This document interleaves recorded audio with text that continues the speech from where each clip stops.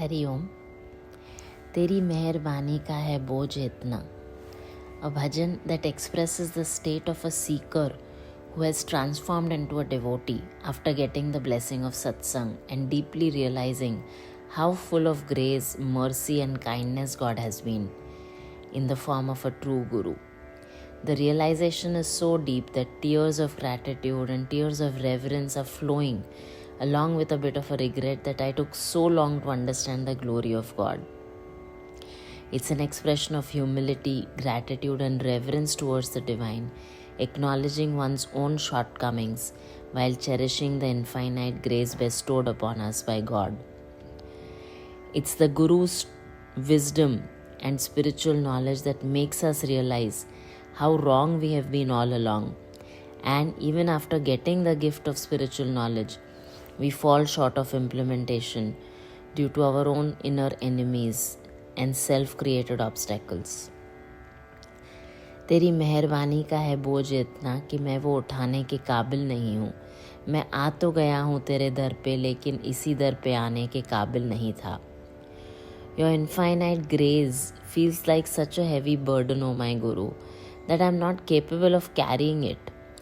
Though I have come to your doorstep, to your satsang, I was never truly worthy of arriving here. Before we get satsang, we have committed so many mistakes, so many sins, judged so many people, created so many wrong karmas, that we are so impure in our mind and thinking that we are not even worthy of coming to a guru's doorstep. But a true guru is full of mercy. A true guru never distinguishes and embraces each one of us with the same infinite love and compassion. And the satsang then transforms us. When knowledge dawns on us and when we start experiencing and implementing what the true guru has taught us, our life transforms. We find the right direction and true purpose of life. Imagine a blind person being blessed with eyes. How will he feel at that moment? He'll feel deep reverence for the overwhelming kindness and love of the divine and also of the one who gave him this gift of vision.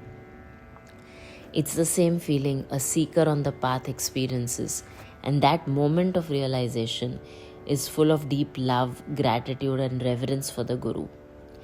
Grace is not something we can earn or deserve. It is freely given by the true Guru, as the Guru never discriminates. Guru gives us the same wisdom, gives each and every person the same wisdom and loves us all alike. It depends on when and how much we grasp the knowledge that is bestowed upon us and how much we put into practice. It's each one's journey. But the more we practice, the more we feel the grace of the Guru, which is ever flowing.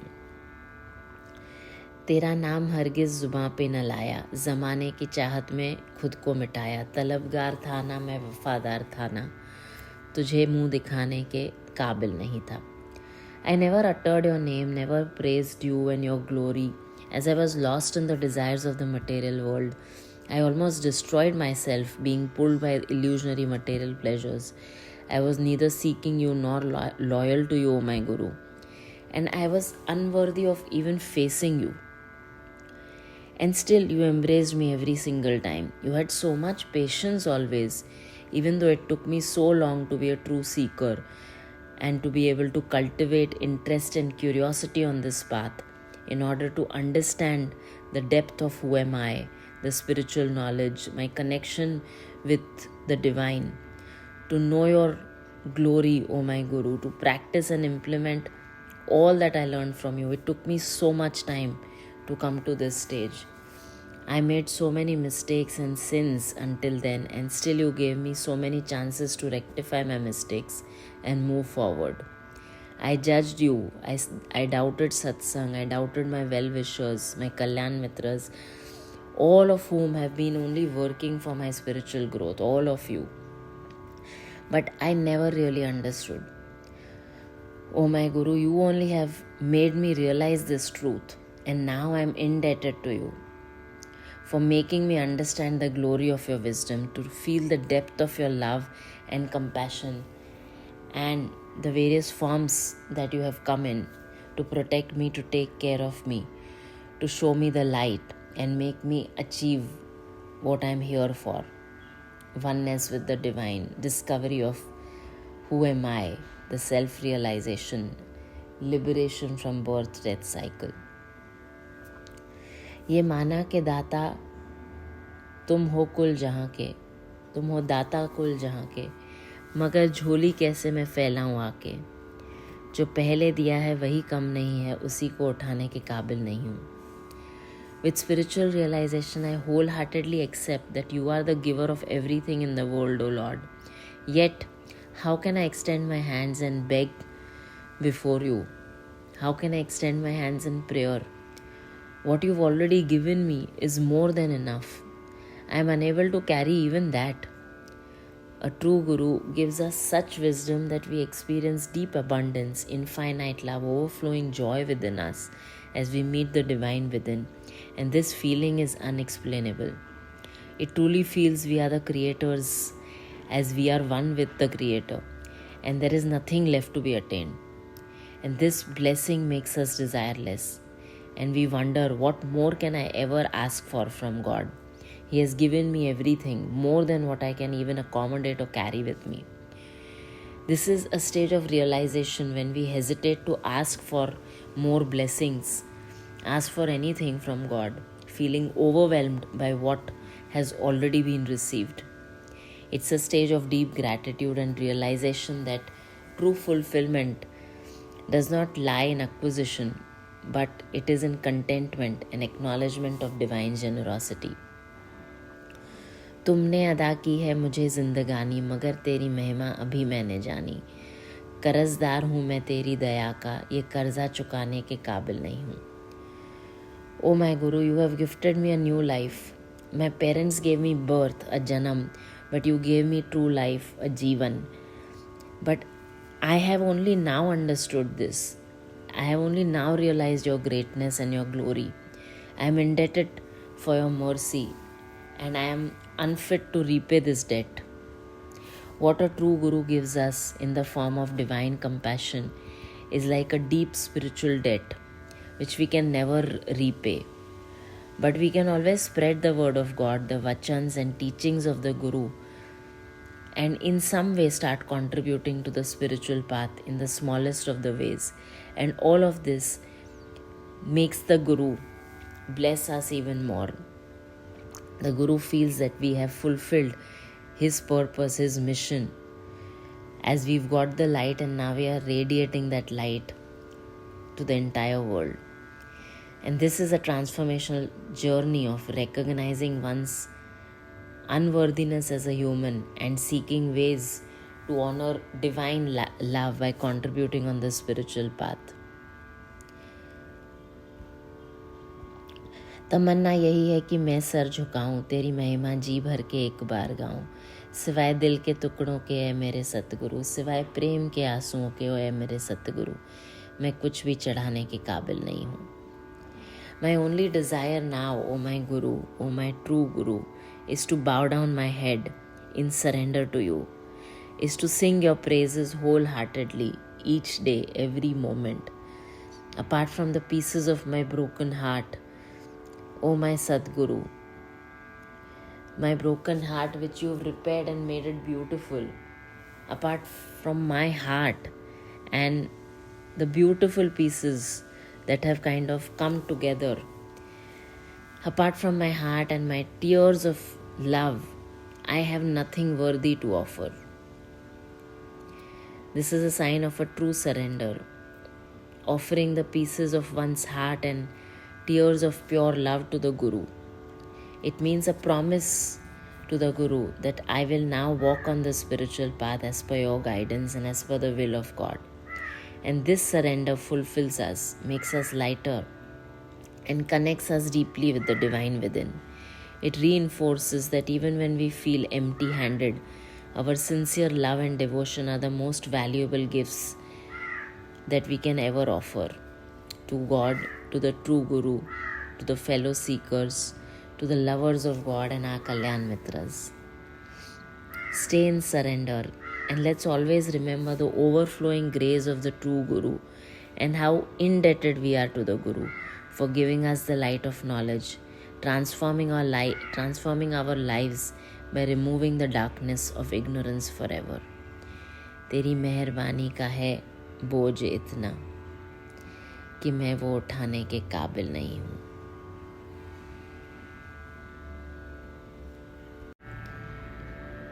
तेरी मेहरबानी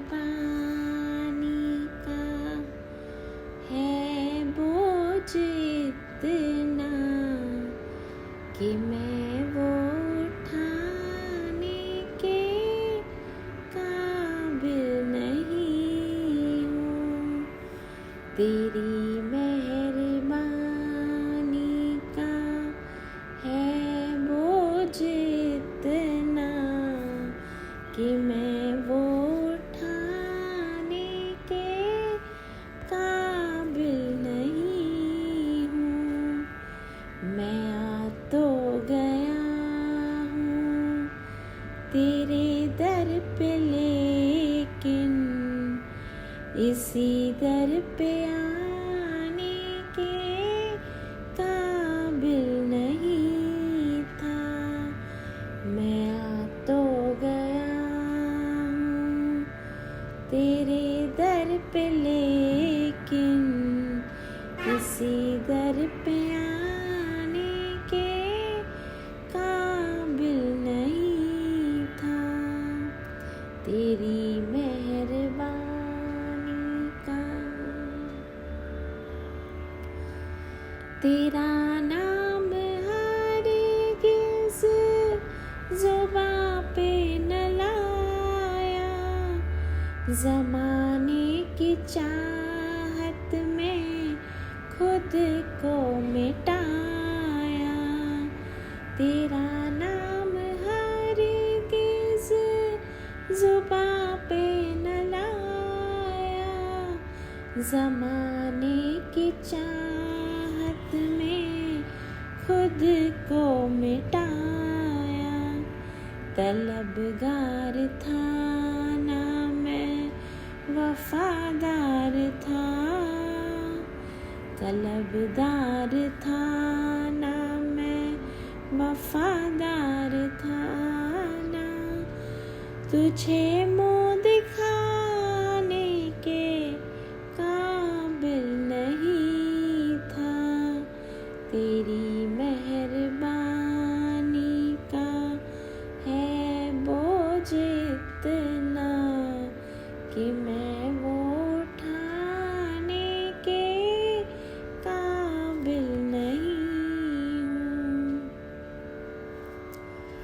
ये माना के दाता हो तुम कुल जहाँ के, ये माना के दाता हो तुम कुल जहाँ के, मगर झोली कैसे मैं फैलाऊँ आके, मगर झोली कैसे मैं फैलाऊँ आके. जो पहले दिया है वही कम नहीं है, जो पहले दिया है वही कम नहीं है. उसी को उठाने के काबिल नहीं हूँ. तेरी मेहरबानी का है बोझ इतना कि मैं वो उठाने के काबिल नहीं हूँ. तुमने अदा की है मुझे जिंदगानी, तुमने अदा की है मुझे जिंदगानी, मगर तेरी महिमा अभी तेरी महिमा अभी मैंने जानी, कर्जदार हूँ मैं तेरी दया का, कर्जदार हूँ मैं तेरी दया का, ये कर्जा चुकाने के काबिल नहीं हूँ, तेरी मेहरबानी का है बोझ इतना कि मैं वो उठाने के काबिल नहीं हूँ। तमन्ना यही है कि मैं सिर झुकाऊं, तमन्ना यही है कि मैं सिर झुकाऊं,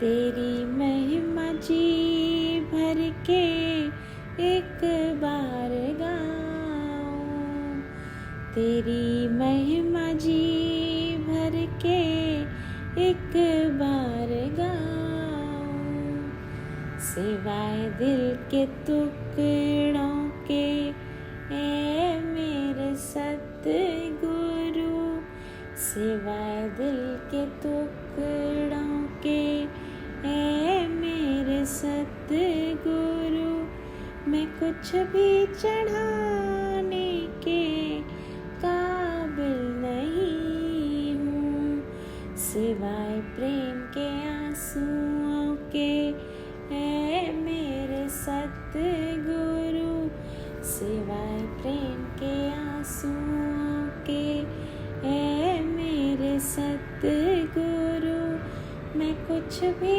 चढ़ाने के काबिल नहीं हूँ, तेरी मेहरबानी का है बोझ इतना कि मैं वो उठाने के काबिल नहीं हूँ। मैं आ तो गया हूँ तेरे दर पे, लेकिन इसी दर पे आने के काबिल नहीं था, तेरी मेहरबानी का है बोझ इतना कि मैं वो उठाने के काबिल